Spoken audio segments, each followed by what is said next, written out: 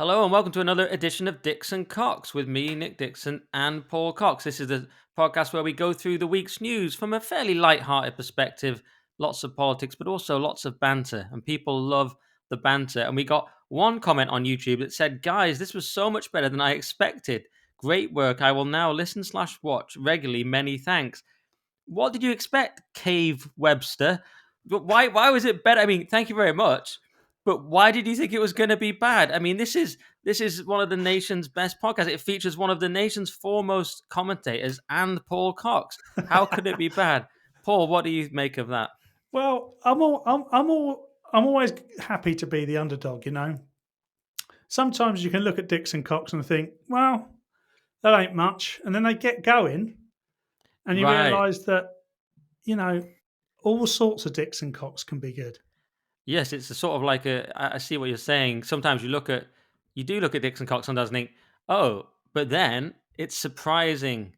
It's Yeah. actually better. I've had that comment. Once you get Because you've down got to different types of people in the world. There's two different categories. I don't even have to go in. We don't have to go into the categories, but there's different types of categories. They've got different names, and some Dixon Cox are just it's what you see on the tin, right? And some, as you say, have far more surprise you, potential. They surprise you. This- and surprising you with Dixon Cox. consensually. Um, yeah, this is still funny to me. I can't believe how. Like, I don't think of myself as having a prurient sense of humor. Some people on our GB News show do, and I always think, ugh, another Dick story. But actually, on this podcast, I find it incredibly funny. I don't know why. Um, and there's always a question how much banter to do, isn't there? Because some people are against the banter, Yeah. some people are, pro banter. But to be honest, the stories we have this week are so banterful anyway. I think we should almost just start because we've got this story about Andrew Gwyn. Oh, and by the way, of course, you can get the whole thing on nickdixon.net. Last week we put out over an hour for free because we're so nice on the We did. YouTubes and the are people still saying that? No, and on the audio formats on your podcast app. But for the whole thing, go to nickdixon.net. Very, very reasonable, and you get all the full episodes. It was 2 hours last time. It's ridiculous. And we're going to do more and more stuff in the future, which I'm not announcing yet, but there'll be more stuff. Believe me, there's going to be so much stuff. It's going to be totally great. Believe me. It's gonna. We'll be back like you won't believe on nickdixon.net. But let's crack on with this Andrew Gwyn story. So old Andrew Gwyn has been suspended from Labour. He's lost the whip, although he's still sort of, as we record, he's still in the House of Commons. He hasn't been fully ousted. Oh, he hasn't resigned. So it's kind of complicated, but he's suspended from the party and has lost the whip. And it was over these WhatsApp messages, one of which said, "Dear resident," and it wasn't a real message he sent to a resident, but it was he imagined he would like to send and was bantering in a group. "Dear resident, F your bins." So someone said to him, "Whilst I am in no way responsible for your re-election, I thought this would be an appropriate time to contact you with regard to bin collection." And but this actually went out to Labour councillor David Sedgwick. So it wasn't even to him, and he was a member of this Trigger Me Timbers WhatsApp group. And one criticism I have is the absolutely cringe name Trigger Me Timbers, which is incredibly lame. Unless Incredible. you're a pirate or a lumberjack or something, but I really find it inexcusable.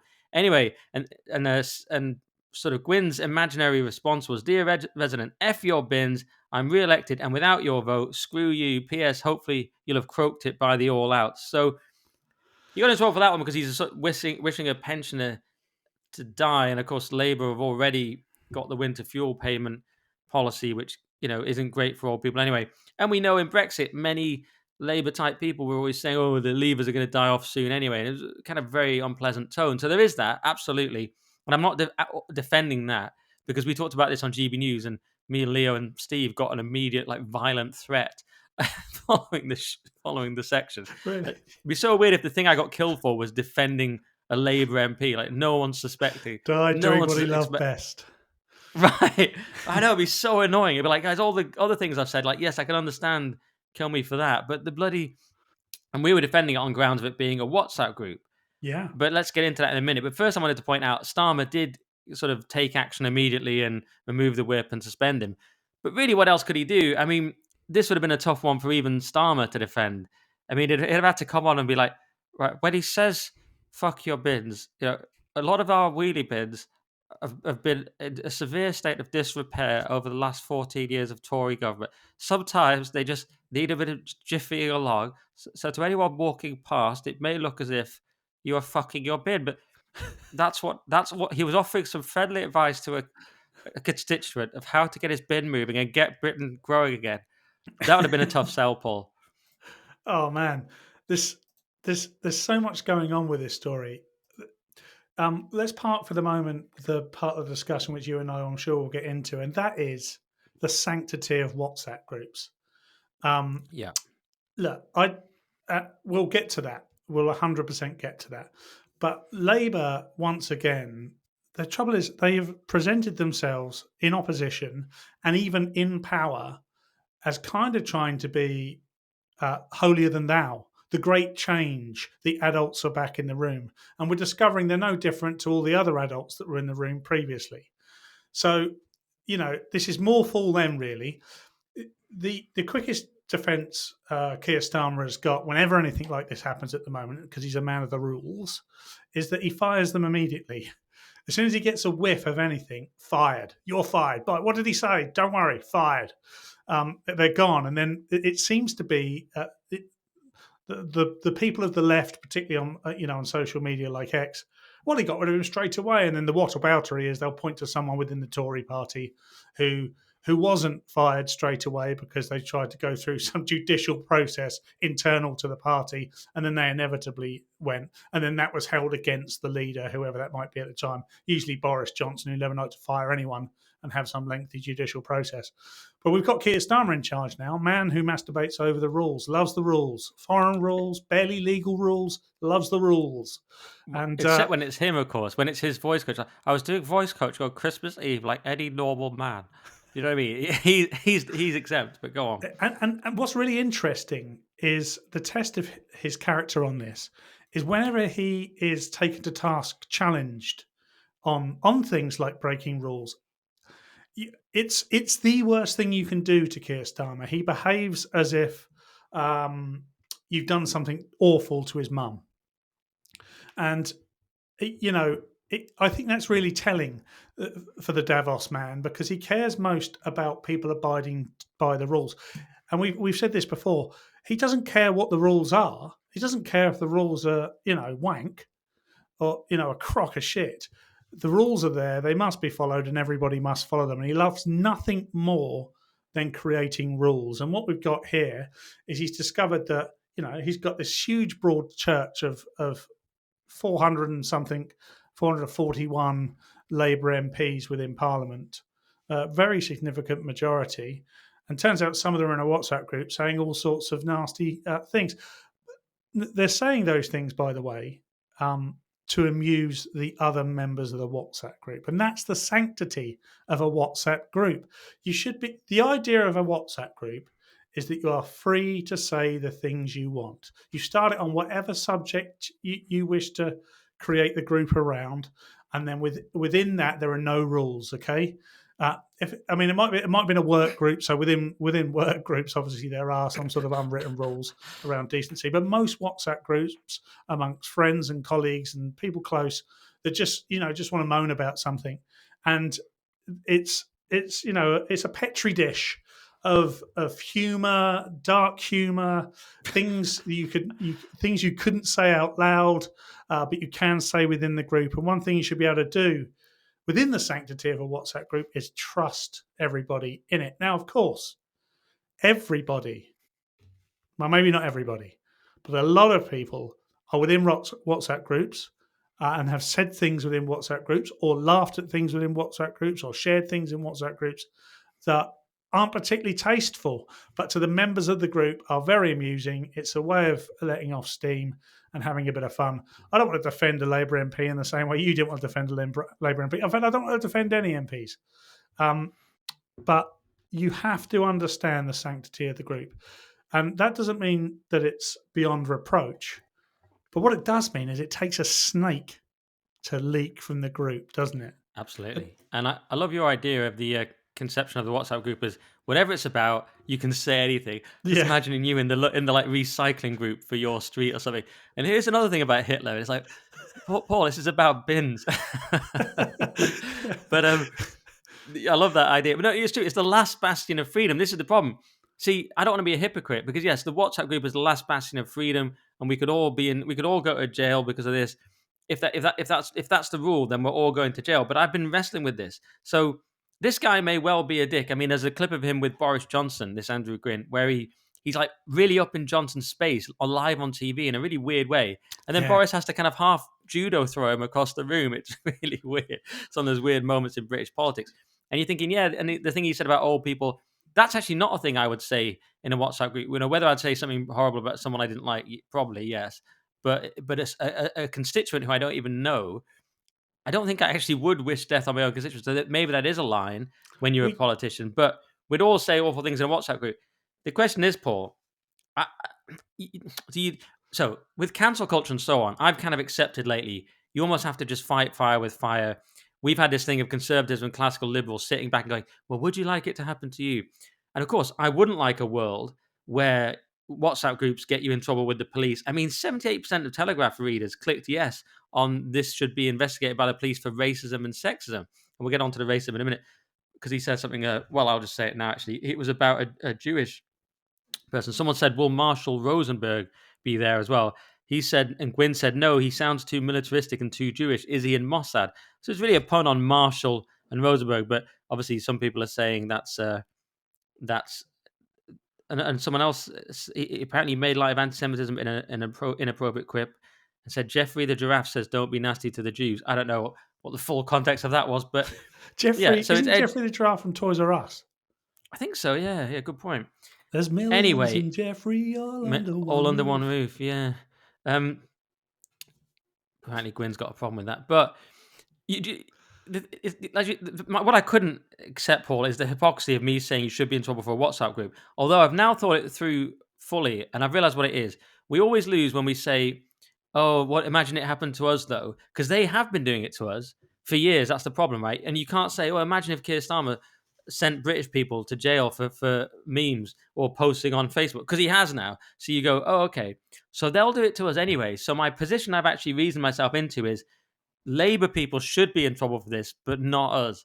That's the position I've come to. It's the classic friend enemy distinction because they're going to behave. They are going to send us to jail for this if they could. They're always going to attack us for it, right? So we're schmucks if we don't do the same. So even though it's hypocritical because we've all done terrible things in WhatsApp groups, the rule has to be we're allowed to say what we want in WhatsApp groups, but Labour people aren't, and that's the only way we can win. That's the position I've come to.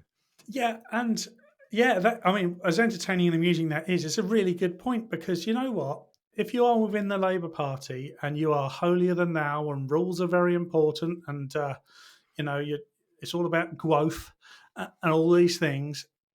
You got to stand by that. You got to live and die by your convictions. They've attacked the farmers, they've attacked the elderly, they've attacked almost anybody, except weirdly the people that contribute probably least to our society. So, What, the unions? yeah, that's exactly what I meant. The unions, bloody unions, and as a result, they've got to stand by that, live by the sword, die by the sword. My piece. The thing I was saying about Didn't the know you had a sanctity piece, of what. Paul. Yeah, here is my piece. No, it's not coming out. The thing I was saying about the sanctity of WhatsApp groups is that there are. If you take any comment, not any comment, I keep saying any. Perhaps I'm giving too much away about the sort of thing I might say in a WhatsApp group. Well, I'm not really in any. I mainly talk about raising money for orphans and that sort of stuff. Yeah. But Yeah, each it's weird. their You're in the own. raising money for orphans WhatsApp group, and yet you still brought up Hitler, and everyone's like, Yeah. "Paul, we're talking about He the was, orphans now." Hitler Well, Youth was a look, he had great. some, did some good things. Paul, think about the orphans. Fuck your bins, Uh, Paul. Bins is the other group. Sorry.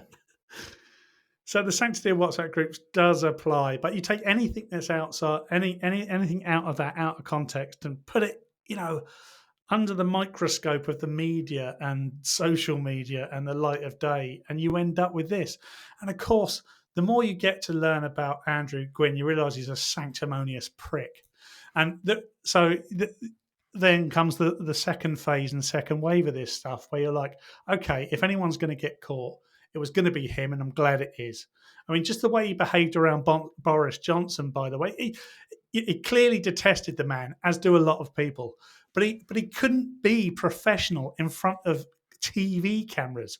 He's trying to sort of jostle him out the way. And you're never going to beat, you are never going to beat Boris Johnson, that sort of stuff. Do you remember that thing where he played like tag rugby at school and he Yeah, smashed a 14-year-old to the ground? You know, yeah. The Boris tug of doesn't war. care.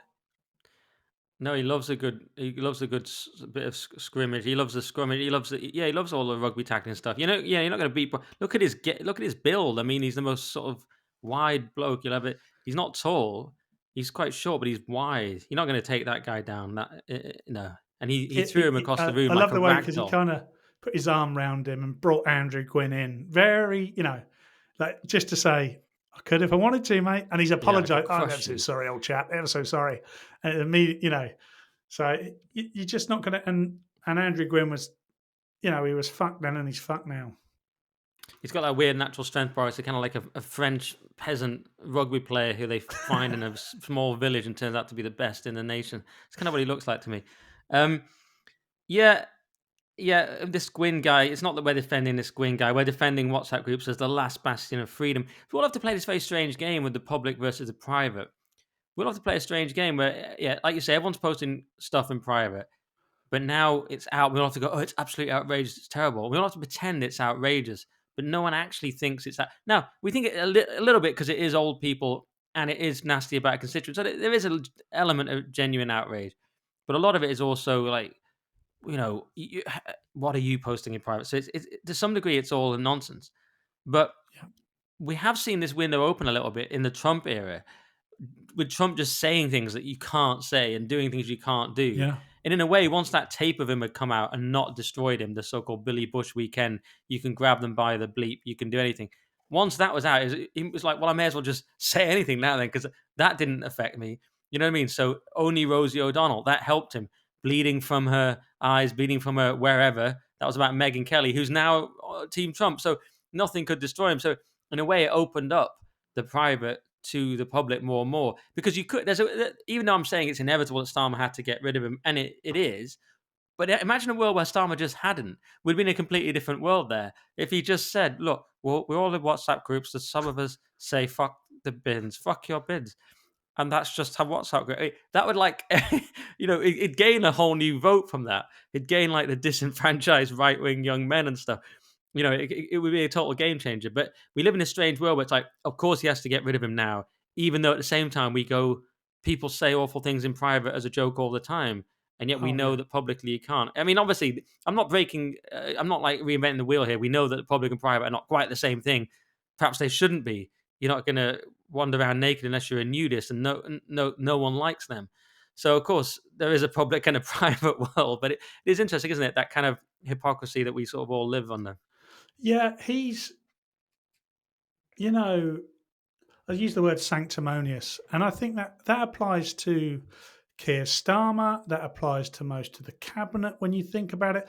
That Rachel Reeves, the way she's gone about this disastrous budget, is sanctimonious. We know best. And it turns out they know fuck all.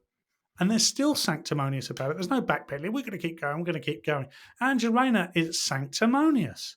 She just has, she comes from that union background where sanctimony is the chief skill, and she's brought it into frontline politics. Keir Starmer, chief sanctimonious prick. Ed Miliband, sanctimonious about net zero. Andrew Gwyn, sanctimonious about old people. It's just this endless sanctimony, and they can't break it. They can't break it down because they're humorless. Every single one of them is humorless. Also, Angela Jess, Rayner can't spell it or say it. no, But go on. no, but Jess, all the names keep Jess Phillips, incredibly sanctimonious. Cannot make a point without being sanctimonious about whatever it might be. That is their modus operandi. That's all they know. It's their key technique. And the reason they're able to do that is they've got lots of supporters who believe or once believed in the term right side of history. So they have taught themselves and then propagated it around the country that in some way all of their views are on the right side of history. Whether it fails or succeeds, it's on the right side of history. And of course, that's absolutely nonsense. I mean, besides the fact that history's told by the victors anyway, so right now they'll see themselves as the victors, but they're not going to be the victors for long. I mean, they would, it's going to be remarkable, really, at the end of this. Labour had a massive sort of landslide majority in Parliament on the back of the Tories being incredibly bad. Turns out that they've gone one step further and made it even worse.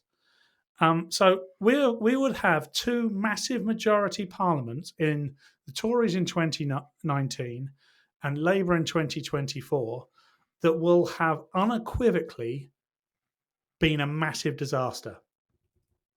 And it will just prove once and for all that our political system is broken, is utterly broken. And this is why you see Reform doing so well in the polls, because unlike in July of 2024, they've really built up what they stand for, and we have a better understanding.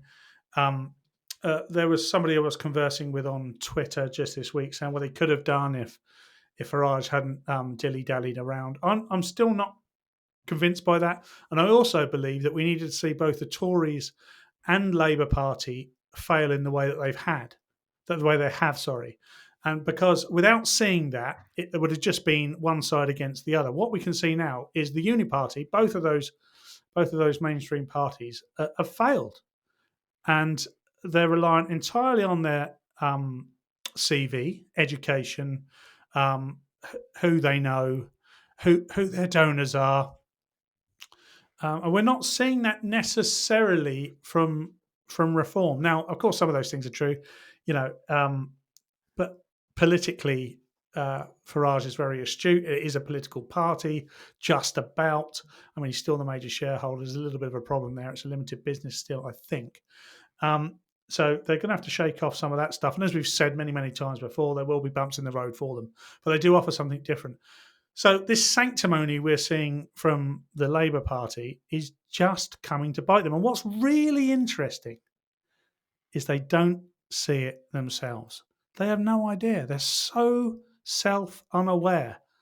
They have no idea that it's themselves, and the way they operate that are causing the problems, Nick. They might have some idea only via the recent polls that show that they're losing to Reform, like that YouGov poll. But yeah, I know what you mean. They are out of touch. They are falling apart. They've had so many problems already. This is yet another one for them. Aside from the morality of WhatsApp groups, it's definitely another blow for Labour. And this Oliver Ryan guy is the next. He's also in the group, and apparently he's written something like 2,000 messages. And there was a moment of Schadenfreude here. There was a tweet he had put it up on the 4th of October, 2024. And it was in response to Rupert Lowe saying, with that ludicrous trans flag, saying this flag should not be on display in hospitals, schools, and other public sector institutions. And Oliver Ryan had written, Reform, bigoted. I'm shocked, I tell you. Rupert Hun, we're not going anywhere. And then the other day, Rupert Lowe replied, Oliver Hun, yes, you are, because he was suspended over the WhatsApp messages. So it was a pure own, brutal ratio. And I guess Rupert had waited. I mean, I'm sure he wasn't just waiting, thinking about that, but I'm sure people brought it to his attention. But he was able to destroy and own Oliver Ryan. And aren't the apologies so boilerplate? Oh yeah. I mean, I was just having a little look then. Mr. Ryan said some of the comments made in that group were completely unacceptable, and I fully condemn them. Comments he made himself.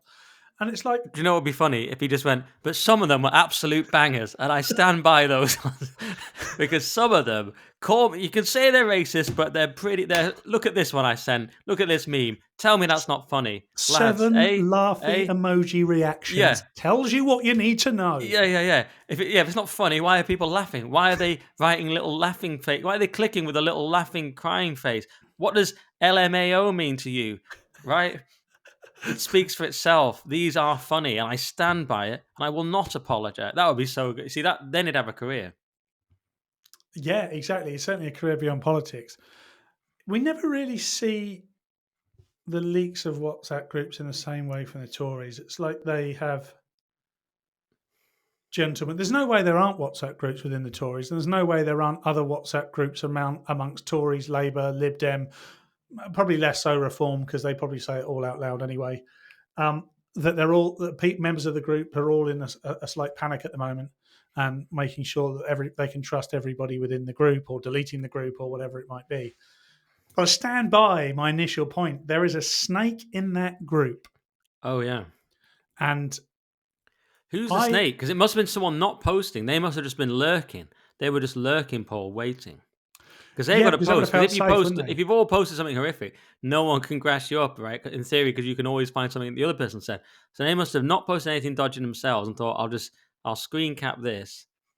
Well, this is the point, isn't it? Because within the confines and the sanctimony of the WhatsApp group, you the everybody commits the same crime, so you're all equally as guilty. Therefore, the risk is shared. Nobody is going to go, I'm going to leak this group, I've had enough, because if they did so, they would be convicting themselves as well. So, very unlikely there's going to be a problem. The reason I mentioned the Tories, and I was just trying to think if there was actually a leak, it feels like they abide by gentlemen's rules a little bit more. Oh no, Cummings leaked loads of stuff, didn't he? And Yeah, but Cummings even I Cummings, didn't click on the story, but Cummings was saying he was responsible for the Partygate stuff recently in the yeah, Times. I mean, Cummings is a snake. He's not. He's not a man you trust, is he? He took it upon himself to bring the government down. The people that support him for doing that are the people that were anti the government. Now, the snake within that WhatsApp group within Labour, and I dislike Labour, really, really dislike Labour. I do not like this Labour government whatsoever. But I can still see that there's a snake within that group. So if you support Cummings, you're supporting the snake within that group. Now, of course, when we see these stories come out, particularly for people like you and I on headliners or just on X accounts, this is great stuff. It writes itself. You can really get here's their policies. Of course, he's telling people, old people they can get their own fucking bins. It's easy. It's just easy pickings. But behind it all, what we're really asking is for these people not to be human. It's like when a footballer has a bit of an indiscretion. Maybe breaks his marriage vows or does something outrageous, and then you discover that he's a 21-year-old multi-millionaire with no one really around him who's actually guiding him spiritually or ethically or morally in any way.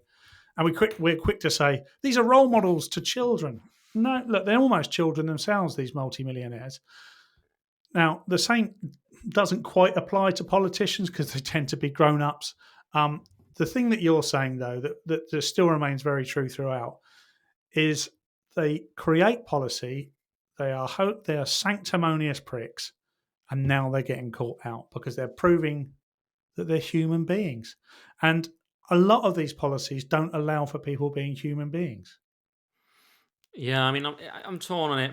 As you say, I'm pro the absolute honor code of the WhatsApp group, but I also hate Labour.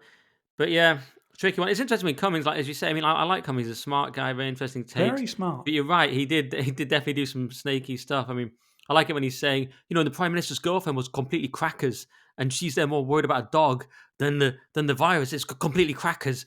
So I like it when he says completely crackers. But and I like all his theories as well. But yeah, What was the he has Castle visit? Famously, the Castle visited. Barnum Obviously, Castle. Barnum Castle. Obviously, went on to meet someone, a family member, or whatever. I think it was his wife's family. I can't remember now. Blank that period out. Quite clearly, wasn't testing his eyesight.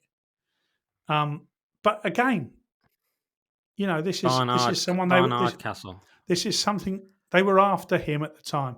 People put their head above the parapet, and they often put themselves on some sort of moral high ground, and they find themselves. This is where Trump, unlike any politician I can think of, can't fail because he's morally reprehensible according to the rules of the political game. I'm not suggesting for a minute that he actually is. But people would suggest that he is, and people would say that he is, and they want others to think that he is. But he's beyond reproach because the things just don't stick. He's able to cut through with humour. He's able to cut through with doubling down and not apologising. He's able to achieve things that 99% of other politicians can't. And even when they try and kill him, they can't do it. Absolutely, he's indestructible. We'll get on to Trump later because he has allegedly, with a threat of tariffs, got Labour to water down the online safety bill, though others say that he hasn't. And he's also banned plastic straws. So we'll get on to that after. But I wanted to do Kemi next, and let's just finish on this story about Andrew Gwyn. Then, yeah, we pretty much finished it. He can. I mean, I still say if one of them had doubled down, they could get on the podcast circuit as the new legend. They could be on Heretics with Andrew Gold. He'd be go, so is that bad then, that thing you said? And sort of cutting questions like that. And they could do all of those. They could do all of those geezer podcasts. So you're like, I've had Tommy on and I don't care. There's a load of ones like that now. I like those ones. I like all these. I'm not dissing them. Gary Bloke. And then, Gary Bloke. Yeah, it's Gary Bloke. And I don't care if these people, everyone's got an opinion. And that was your opinion. Yeah, and then, yeah, Andrew Gooden would have a whole career there. Just going, yeah, I thought, just fuck your bins. Do you know what I mean? That's fuck your bins. That's that could be his catchphrase. Bring out his own little rap.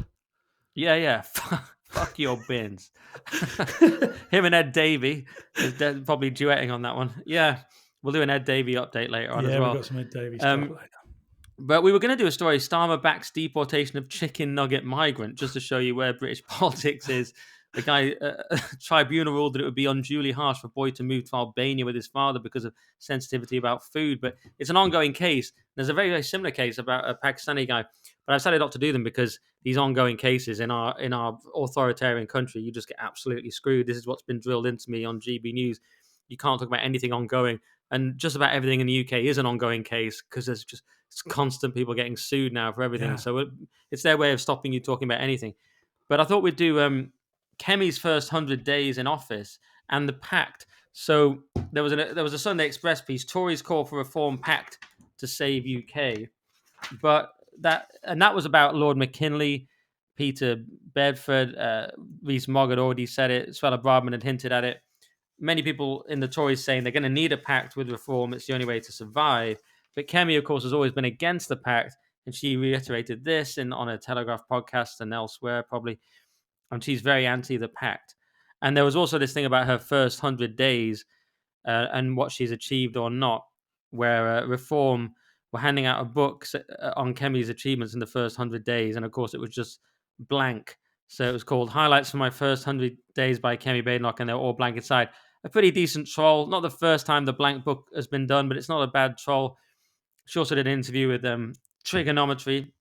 Quite a lot of people have watched. Quite interesting because you've got an immigrant, Constantine, an effective immigrant anchor baby, Kemi Badenoch, who touched down for 5 minutes under a rule that doesn't exist anymore, then went off to Nigeria for 16 years to fight the interethnic conflict that she described to the Telegraph as a Yorubian warrior. And then you've got, I suppose Francis's mum is an immigrant. So basically only half of one person on that podcast was really qualified to talk about Britain, in my opinion. Half of Francis can talk. That's my position on that. Because Kemi wasn't here for the first 16 years. Let's be very honest. She basically said she's effectively a first-generation immigrant, in her own words. Constant's an immigrant. Why are the three of them discussing Britain? Half of Francis can talk about his dad's side. Go on. The one thing that differentiates them, though, is they all love Britain.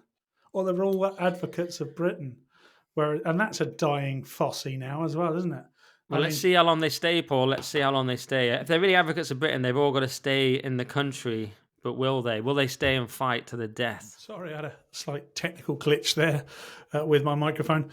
But this always reminds me of when people say it's anti-free speech, when people block them on social media. Bear with me with this. Obviously, that's not free speech. Obviously, that's not anti-free speech. You're still allowed to say anything you like. It's just the person who's blocked has decided they don't want to hear it. Nothing. Yeah, and that's why I've blocked you about that. For example. So that's exactly why you've blocked me. And totally fine. Other people say, leaving the country in some way means that you are entirely anti-British. So because you haven't stayed. Now, I'm not sure that's true. I think the two things can be true at once. You can still love the country, but want better for it and yourself. I'm not planning to go anywhere. I don't have the wherewithal and the means to do so, but some people do, and they have job opportunities elsewhere. But the Kemi, first 100 days, I think, has been average at best. And I was a Kemi fan over Robert Jenrick, as we've discussed on the podcast previously, and obviously you're a Jenrick fan. And with regards to a pact, she's always going to say no. If any pact was to be done, I don't think it should be. But if any pact was to be done, you were Kemi over Jenrick. Sorry to interrupt, but this is now a confrontational Paxman-esque interview. You were Kemi over Jenrick. Why? I was because he. Why? Sorry. He went from. I think I said this to you previously. He went from essentially Michael Foot to Enoch Powell in the space of that campaign. So I was very suspicious of his move from the left of the Conservative Party to the right, as far as you can go, to the right of the Conservative Party throughout that campaign. And it felt disingenuous to me. Whereas Kemi, the things she was saying, she'd always said. Now, that might have been the wrong prism for which to look at that leadership battle, actually. I've no idea if Robert Jenrick would have done any better. But what I do know is that Kemi Badenoch isn't quite cutting through. They're going to give her lots of time. There is lots of time. This Parliament might not change, but that's essentially... Can I just say, well, that's not quite true for two reasons. One, Jenrick, before the campaign, had already started to change because he resigned in Sunak's cabinet over the Rwanda policy, which he didn't think went anywhere near far enough and wasn't a serious attempt to tackle immigration. That's when he started to get really red-pilled. So he was already red-pilled by the time of the campaign. And you can tell it's genuine because he's there messaging dodgy Indian accounts like Inevitable West and stuff like that, which apparently is run by an Indian. I don't know if that's confirmed. But I don't quite trust that account. And then Kemi, you could just as easily make the same charge that she has changed her mind because in 2018 she's there asking for more immigration and lifting of the various restrictions, the visa cap and all that stuff. Whereas then she became very anti-immigration and said she claimed to have run on that as a leadership contestant and now says it as well. But she's at least undergone the same journey, in my view, in a less convincing way. What do you say to that? Yeah, I disagreed with her on the ECHR. I still believe we should leave the ECHR. You can't have sovereignty to make your own decisions if you're bound by the same rules that 27 other countries are. You can cherry pick from the ECHR and bring it back into the UK and have your own version that allows you to do the things that you want to do. So I totally disagree with Kemi. Very quickly on that, though, oh my God, the way that people are religious about the ECHR, even if they don't know too much about it, they see leaving the ECHR as effectively signing up to the neo-NATO Nazi party. Utterly, I'm zealous about leaving it without knowing anything about it. I just want to leave it. Yeah, all the time. This is for those who voted Brexit. What they wanted was our ability to live and die by our own rules and laws. And what I've noticed is whenever we do articles on, sorry, I'm making it more interactive, aka interrupting. Whenever we do a story on GB, if it's like something annoying to do with immigration or something that we can't do, it's always because we're part of the ECHR. Even the death penalty we couldn't bring back because we're part of the ECHR. So all the good stuff we can't do because we're trapped in that. Yeah, it makes a huge difference. Don't want to derail the conversation too much, but so I disagreed with Kemi on that, and I agree with Robert Jenrick on that. She's proven pretty ineffectual at PMQs, which I think is a little bit of a disaster for her because I think all the zingers have come from Starmer. We've had this discussion before, and I felt that he had the gallery on his side. He's got 441 MPs sat behind him who all want him to do well. A lot of them new into Parliament and want to keep their jobs.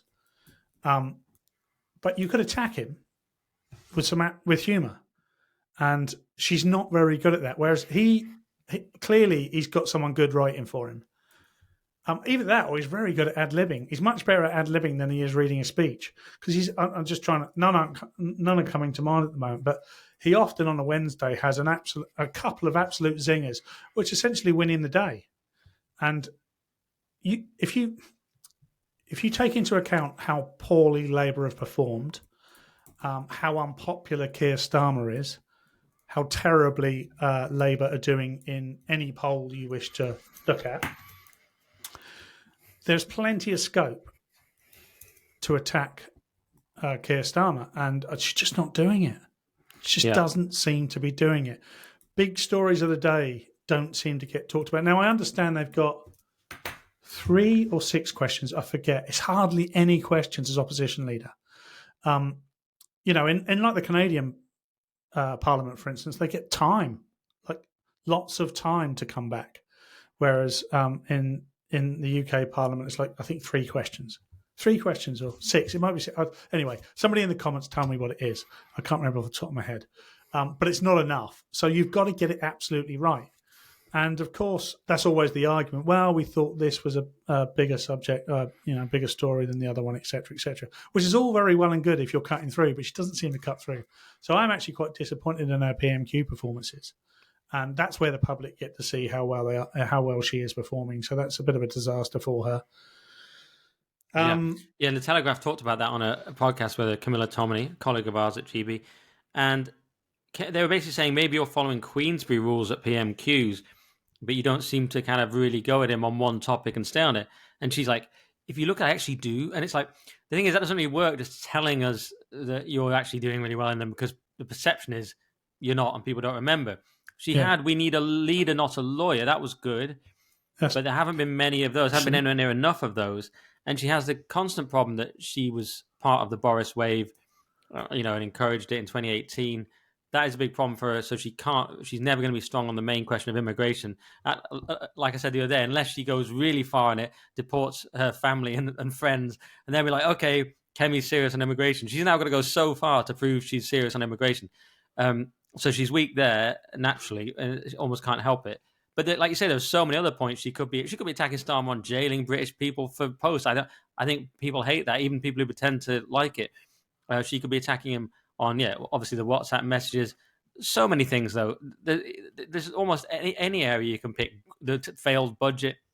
I haven't been watching all the PMQs, so if she has been, then you can tell me. But to me, she should just be reading Rupert Lowe's tweets in reply to Starmer. Look at all his tweets when he just destroys Starmer, or any of his tweets. Just copy those and say them in the comments. That's what I would do if I was her. Though I wouldn't need to, because I'd have my own zingers, of course. Absolute zingers. Yeah, to me, she hasn't been as tough on him, but she's in a difficult position because she's in this failed party. It's not like Reform, who have a lot more credibility because they've not failed so horrifically for years. I was going to say one other thing. Can't remember. I'll come back to. Oh yeah, the trigonometry interview. She just also was a bit soft on immigration again, and she said this thing about what about the contributions of people from certain countries like Pakistan, and but then you think, well, she must address the fact that what could possibly outweigh the rape and torture of thousands of English girls. I mean, there's going to have to be some pretty good invention if you think it's going to. There's nothing that could possibly outweigh that. You might say, but you still can't make a blanket ban on a country, but you'd have to make the case very strongly. So she just sounds too.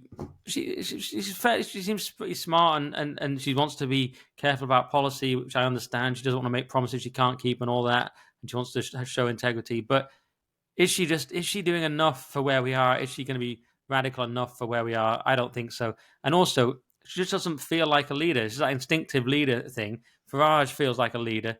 Boris, even though he's an idiot, felt like a leader. And she just doesn't. And Starmer doesn't really either. Starmer's like very low level, but he maybe does a little bit more than her. But imagine comparing Thatcher or someone to Kemi. It's not really a massive attack on Kemi. There's not that many people who do fulfill that role, and it's unlikely that they're going to be detail-oriented and leaders. You very rarely get that combination. I've talked about that before. And you tend to get your details guy and then your big sort of personality guy. And very rarely are they both together. I say Thatcher's probably one of the few who could fulfill both. And you have to really think about that. Maybe Reagan, who was much smarter than people claimed. But quick shout out to Thatcher on day of recording, 11th of February. 50 years since she became the leader of the Tory party. Wow. and probably You know what the she would say last. to all this, Paul? Weak, feeble. I think she probably would. Yeah. Probably the last. No, I think Tony Blair, whatever you might think of him, will be seen as a very good prime minister. Certainly between 1997 and 2001. After that, it all gets a bit. You're probably right. He iffy. he had the charisma and the grasp of detail. I mean, the fact that he was destroying the country and had was the Dark Lord, as Nima calls him, is another topic. But yes, Yeah, I came from a working class background, Labour voting background, lived on a council estate at that point. Thatcher was the enemy. I didn't know why.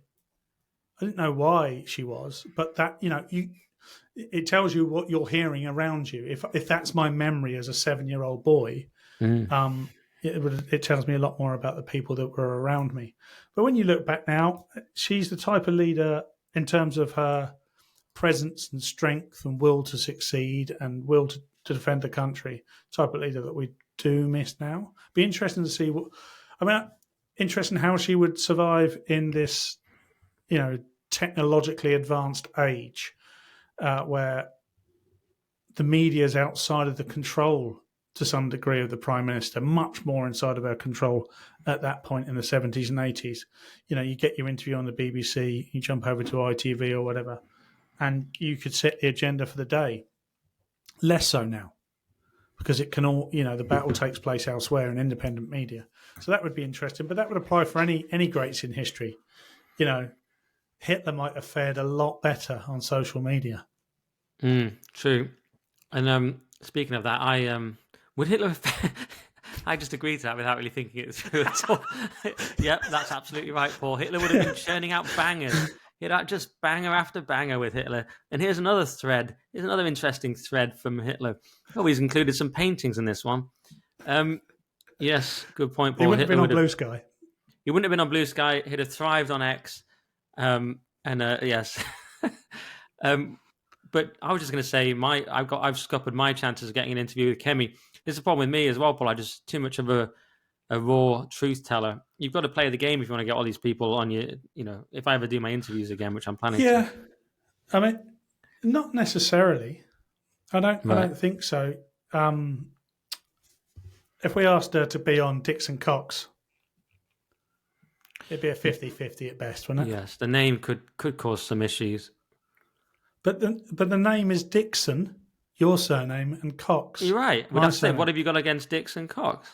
Yeah. Are you saying there's something wrong with our surnames, Kemi? Absolutely. Very common surname. Actually, yours is less common. Mine's pretty common. Oh, there's loads of Cox out there, mate. Really? Where does Cox come from? I think initially there's a bit of I've wikied it in all sorts over the years. The one description is an ancient description of a jester. One is somewhere.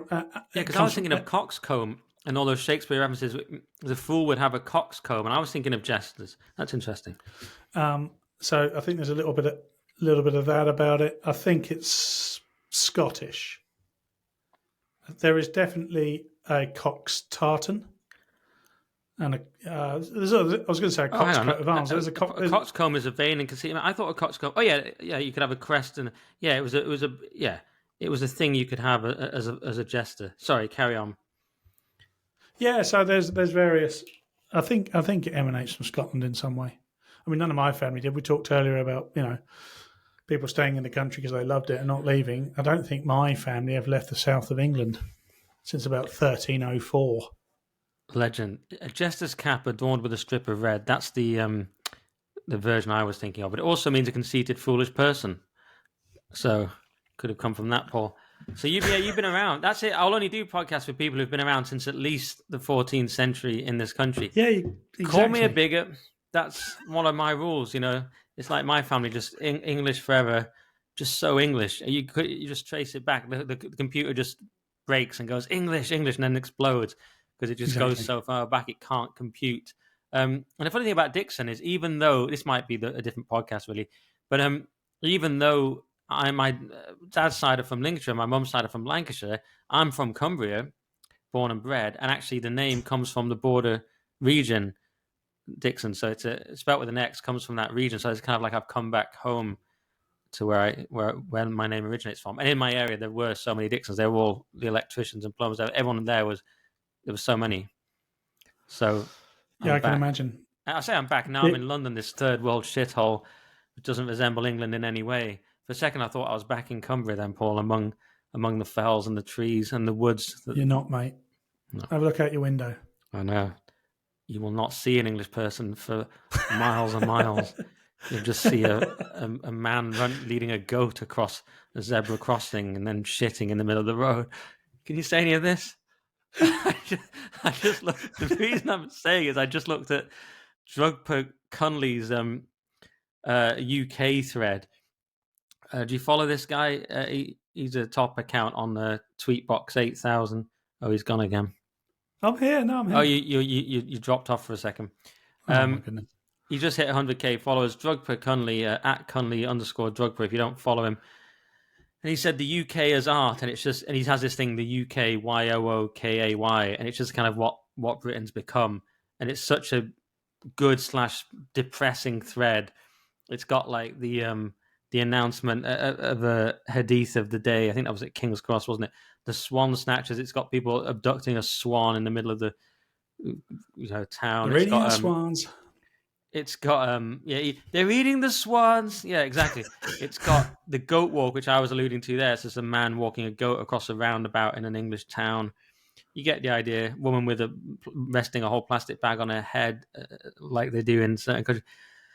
But I don't want to get on this rant because, of course, I'll be accused of some sort of phobia, just because I think England should vaguely resemble England. But put it near the end of the podcast, so only the racists will still be with us at this point.